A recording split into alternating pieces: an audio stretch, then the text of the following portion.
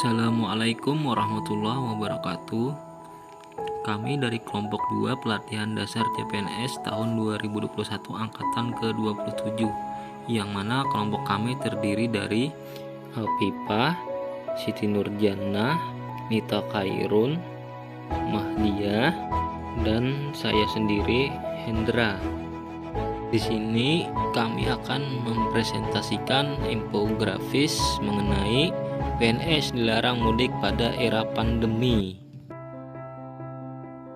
Mudik berasal dari kata dasar udik dalam bahasa Melayu, bermakna desa atau dusun. Oleh KBBI disinonimkan dengan istilah pulang kampung.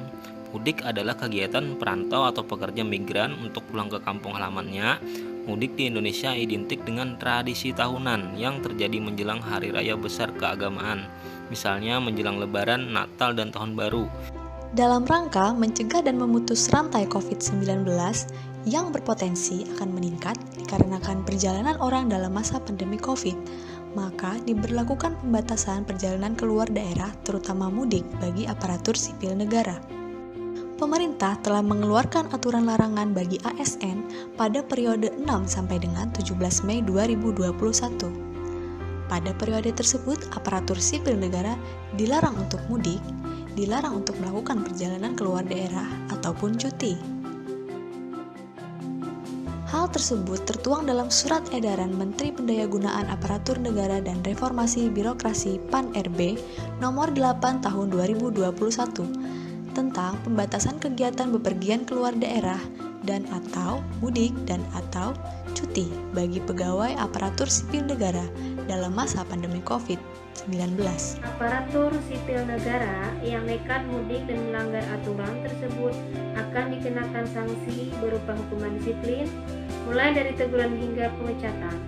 Pemberian sanksi kepada pegawai negeri sipil mengacu pada Peraturan Pemerintah Nomor 53 Tahun 2010 tentang disiplin pegawai negeri sipil.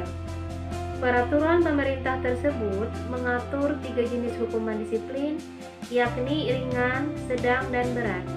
Hukuman disiplin ringan dapat berupa teguran lisan, tertulis, dan pernyataan tidak puas secara tertulis. Lalu, hukuman disiplin sedang bisa berupa penundaan kenaikan gaji dan kenaikan pangkat selama 1 tahun, dan penurunan pangkat setingkat lebih rendah selama 1 tahun.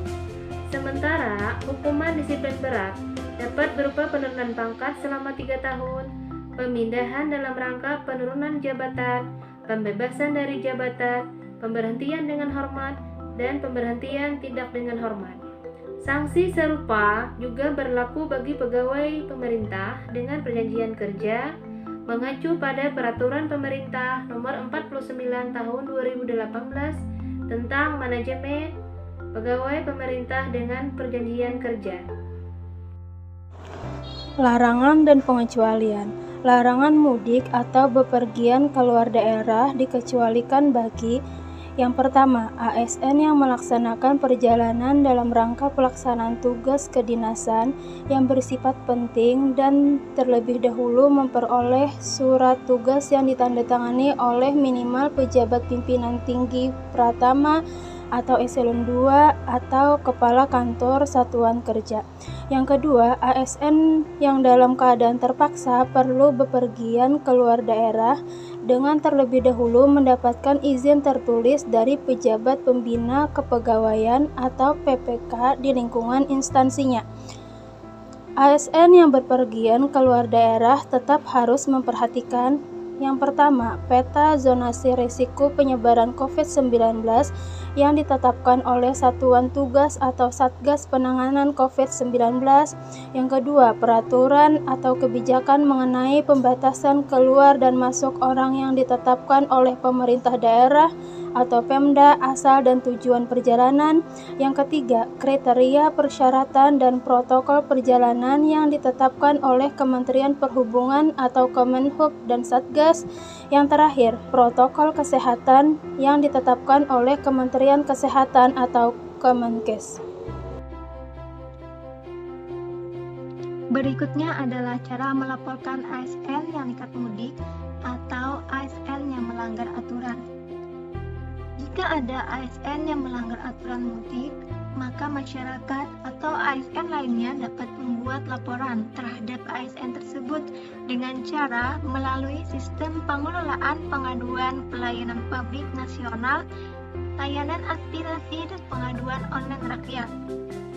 Caranya dengan mengirimkan pesan melalui SMS ke 1708 atau www.lapor.go.id. Selain itu juga bisa lewat aplikasi yang diunduh melalui Play Store, yaitu SP4 Lapor. Laporan ini akan langsung tersampaikan ke Kementerian PANRB. Adapun laporan dapat dikirimkan dengan menyertakan nama ASN yang bersangkutan, instansi, satuan kerja, lokasi, dan bukti dukung jika ada. Sekian penyampaian dari kelompok kami. Terima kasih telah menonton.